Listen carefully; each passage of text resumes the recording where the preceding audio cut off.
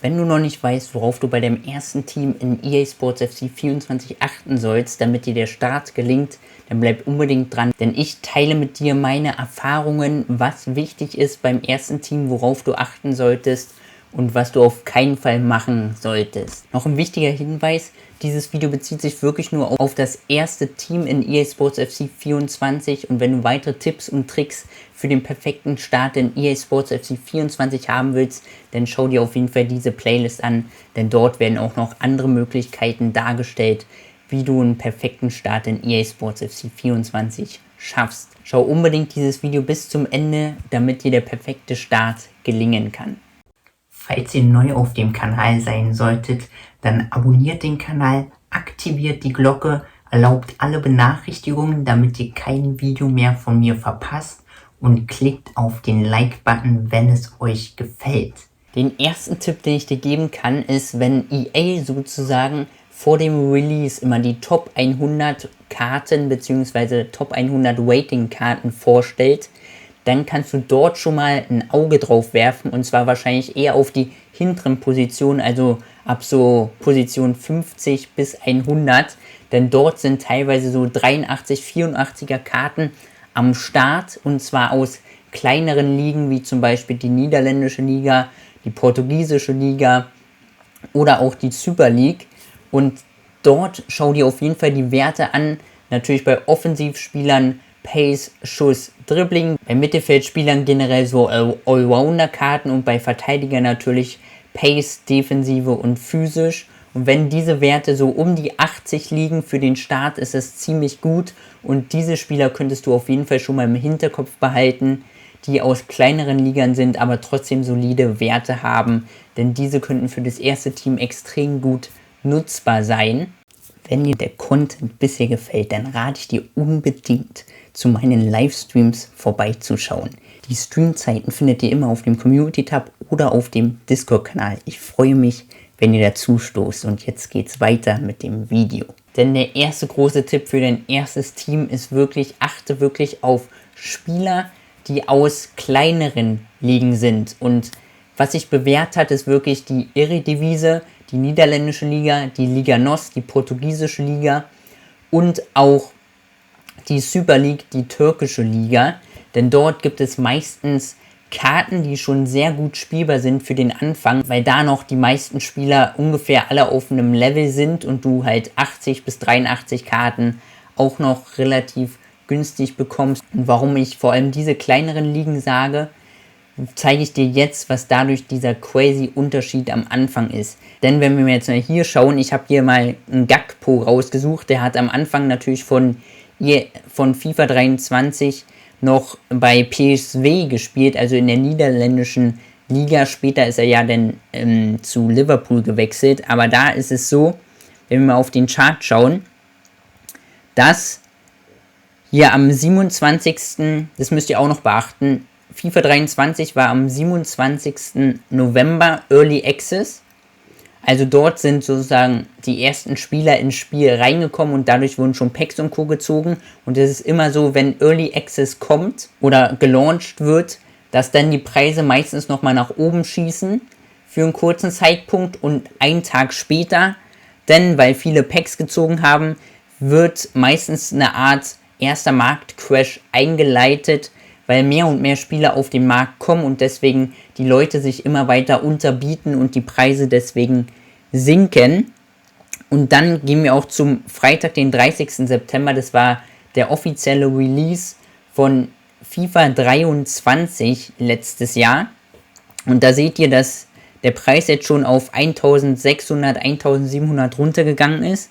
Dann rate ich euch nochmal 2 bis 5 Tage zu warten, sprich so der Sonntag, der Montag nach dem Release bis zum Donnerstag so ungefähr.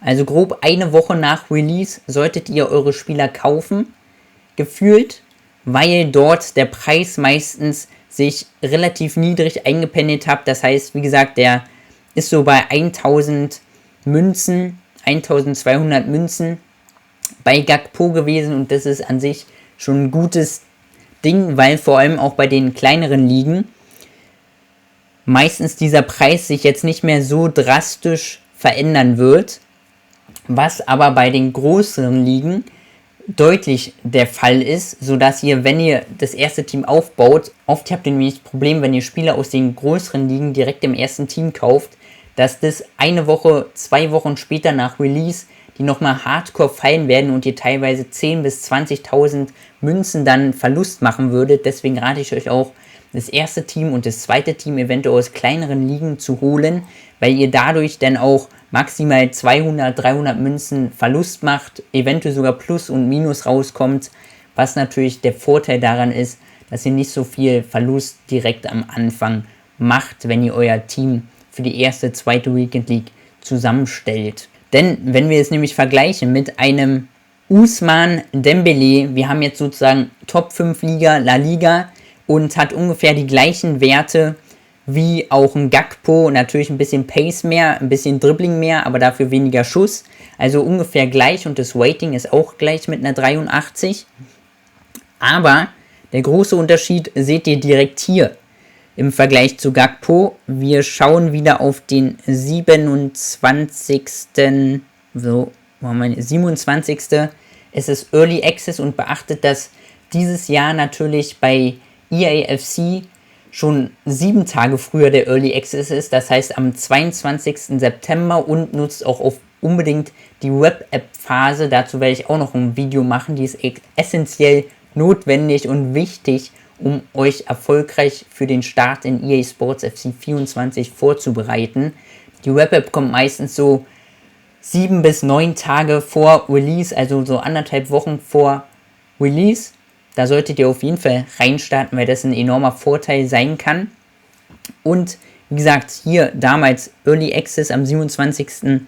September. Dort seht ihr, dass der Preis ungefähr bei 80.000 beim Ousmane Dembélé war. Natürlich, Ousmane Dembélé ist auch ein crazy Spieler, aber halt der Top-Liga, Top-Nation und Top-Verein-Bonus in diesem Fall peitscht den Preis nach oben und dann ist es sogar so, dass es bei diesen Spielern bis zum Release, der jetzt hier am 30. September ist, nochmal ein bisschen hochgegangen ist und dann ist es nämlich bei diesen Spielern so, was im Vergleich zu den anderen Spielern ist, dass diese nach dem Release sogar nochmal weiter steigen werden und wie jetzt hier beim 4. Oktober, beim Dienstag, wo ich gesagt habe, so eigentlich der Zeitpunkt, so eine Woche danach einkaufen, ist der jetzt sogar nochmal von 80 auf 110.000 teilweise gestiegen, sodass es einfach mal eine Verzehnfachung des Preises ist, wenn ihr in die Top-Ligen einsteigen wollt und wie gesagt, da müsst ihr schon hardcore crazy traden, um überhaupt 100.000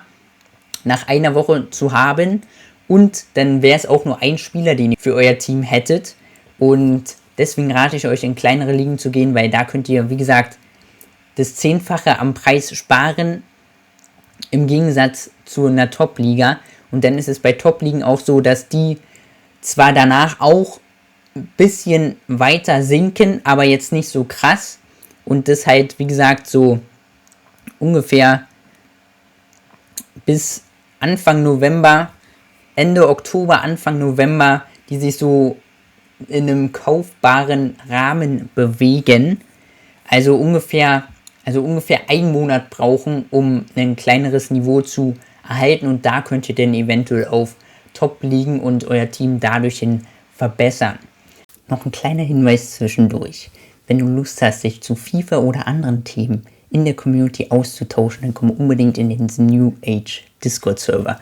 Dort ist die Core-Basis meines Kanals zum Informationsaustausch. Schau doch vorbei für Updates und sonstige Hinweise. Ich freue mich dort, dich anzutreffen. Also schreib dort rein. Und wir gehen noch mal ein weiteres Beispiel durch. In dem Fall mit einem Klostermann, das heißt Top 5 Liga, Bundesliga in dem Fall, 80er Rating, Innenverteidiger, muss man aber ehrlich sagen, mit richtig crazy guten Werten, 86 Pace, 82 Defensive und 78 physisch für einen Innenverteidiger ist sehr solide am Anfang und wurde auch am Anfang extrem viel gezockt, wie auch einen Gakpo.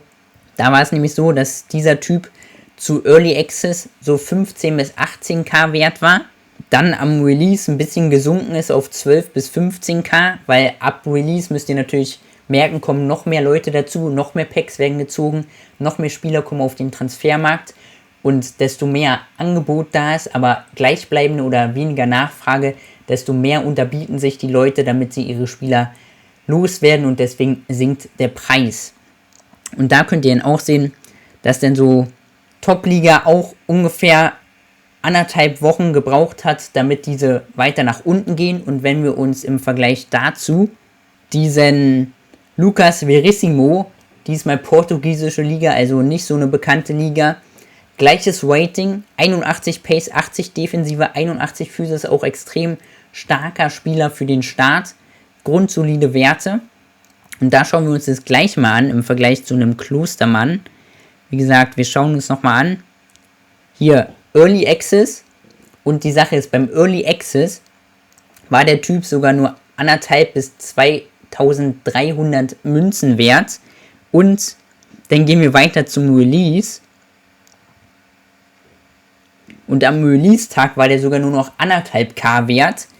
Und dann, wie gesagt, so eine Woche danach hast du den teilweise unter 1000 Münzen bekommen, im Gegensatz zu einem Klostermann, der halt 1.500 gekostet hat. Wie gesagt, und da konntet ihr dann auch das Doppelte ungefähr sparen, wenn ihr halt ein Spiel aus einer kleineren Liga genommen habt. Und wie gesagt, das ist halt der größte Tipp, den ich euch geben kann. Beim ersten Team, eventuell auch beim zweiten Team, so 2 bis 1 Monat nach dem Release würde ich trotzdem noch Spieler zocken, die aus kleineren Ligen sind, bevor ihr dann in die Top-Ligen geht und dadurch dann euer Team stark verbessern könnt. Natürlich hängt euch auch davon ab, ne, welche Rewards ihr eventuell bekommt und euch eventuell dann schon teurere Spieler leisten könnt, aber da ist halt immer die Gefahr, dass ihr vor allem am Anfang dann viel zu viel für Spieler bezahlt und meistens dann sogar bei den Top-Ligen mit 10, 20, 30.000 Verlust macht, wenn ihr die für eine Weekend League kauft und nach der Weekend League direkt wieder verkauft. Deswegen der wichtigste Tipp, achtet auf kleine Ligen für den Anfang für euer erstes Team. Wie gesagt, ich kann euch wirklich Eredivisie, portugiesische Liga, Super League empfehlen. Eventuell teilweise ist noch die Major League Soccer interessant, weil dort auch relativ solide Spieler am Start sind, aber gefühlt, wenn du nur ein Team rein aus Major League Soccer machen willst, dann reicht es meistens in der Breite nicht, weil Innenverteidiger und Co. dann teilweise zu schlecht sind oder Außenverteidiger es nicht so eine gute Auswahl gibt. Und was interessant natürlich noch sein könnte, sind natürlich die Frauen in EA Sports FC 24, denn dort ist noch nicht klar, wie sich diese verhalten werden, weil ich mir schon vorstellen kann, dass Frauen im Vergleich zu Männern schon deutlich bessere Werte erhalten könnten, sodass diese auf jeden Fall spielbar sein werden. Das Problem dabei natürlich ist, dass die meisten Frauenligen die Top-Ligen natürlich bei den Frauen sind und dadurch natürlich auch an sich, wie schon gesagt, Top-Ligen natürlich mehr wert sein könnten, aber es könnte natürlich auch sein, wenn die keiner zockt und Co. oder nur sehr wenige zocken, dass natürlich Leute dann trotzdem mit dem Preis runtergehen werden und deswegen eventuell auch Frauen im ersten Team eine Alternative werden könnten. Wie sich das wirklich dann verhält, werden wir alle erst das erste Mal sehen, aber achtet auf jeden Fall darauf, weil Frauen könnten eventuell interessant sein für das erste Team. So, und jetzt nochmal zusammengefasst. Also, wenn ihr euer erstes Team in EA Sports FC 24 aufbauen wollt, dann achtet auf die Spieler, dass sie relativ gute und solide Werte für die jeweilige Position haben. Dann, wie gesagt, in kleineren Ligen spielen wie Eredivisie, portugiesische Liga, Super League, eventuell MLS, eventuell Frauen, eventuell auch die österreichische Liga, wobei da die Breite auch nicht so gut ist. Wie gesagt, und achtet darauf, dass zu dem Zeitpunkt, wo ihr die Spieler kauft, wie gesagt, so 2 bis 5 Tage bzw. eine Woche nach offiziellem Release sollten die Spieler denn so um die 1000 Münzen kosten, sodass ihr dann ein sehr solides Team natürlich mit Auswechselspielern für 15.000 bis 20.000 Münzen zusammenstellen könnt, was auf jeden Fall für den Start möglich sein könnte, dass ihr dieses Budget habt. Wie ihr dazu kommen könnt, schaut auch auf jeden Fall auf die Playlist, da gehe ich auch nochmal auf weitere Thematiken, vor allem in Bezug auf die Web-App ein, wie ihr euch dort diese Münzen erspielt. beziehungsweise natürlich durch Ingame Rewards oder Ingame Möglichkeiten, die ich auch dort nochmal erkläre, dort herankommen könnt. Wie gesagt, wenn es euch gefallen hat, lasst es mir in den Kommentaren wissen, was ihr denkt, welche Team ihr zusammenstellen werdet, worauf ihr achten werdet, ob ihr eventuell auch nur Packs ziehen werdet und deswegen einen ganz anderen Ansatz fahrt, ob ihr Wine Paid oder Road to Glory startet, lasst es mich gerne wissen. Und wenn es euch gefallen hat, lasst ein Abo da, lasst ein Like da, teilt das Video gerne mit anderen, damit denen auch das perfekte erste Team in EA Sports 24 gelingen kann, und schaut, wie gesagt, unbedingt auf die Tipps und Tricks Playlist, wie der perfekte Start in EA Sports FC 24 für euch gelingen kann, sodass ihr dort den perfekten Einstieg erhalten könnt. Und zum Schluss sage ich wieder, welcome to the new age. Ciao.